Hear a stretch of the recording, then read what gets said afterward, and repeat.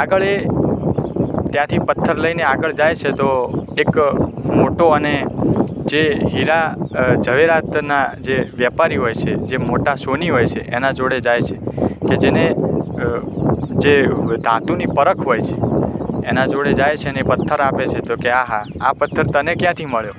આ તો 2 કરોડનો પથ્થર છે અને તારા પાસે ક્યાંથી? અને આ પથ્થરની તો શોધખોળ થઈ રહી છે, તું લાવ્યો ક્યાંથી? અને આના તો 2 કરોડ આવી શકે, બોલ તારે આની કેટલી કિંમત જોવે છે? એમ વાત કરતો હોય છે પેલો માણસને. આ જે શિષ્ય હોય છે એ પથ્થર લઈ અને ત્યાંથી ઝૂંટવીને ભાગી જાય છે અને ગુરુજી પાસે આવે છે. ગુરુજીને આ ઘટનાની વાત કરે છે. ગુરુજી કહે છે કે, અને પહેલું તો એમ પૂછે છે કે તમે આ જે પથ્થર લાવ્યા છો એ પથ્થર કોનો છે અને ક્યાંથી લાવ્યા છો?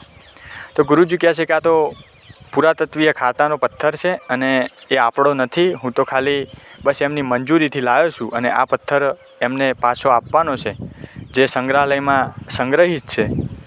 પણ તને આ બધું એને ઘટનાની વાત કરી એટલે ગુરુજી કહે છે કે જો આ પથ્થર છે ને એ કિંમતી જ હતો.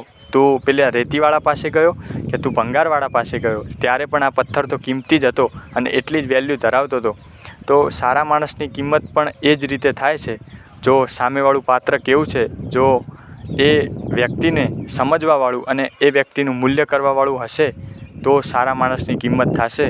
બાકી કોઈ પણ માણસની એમને કિંમત ના થાય. Thank you.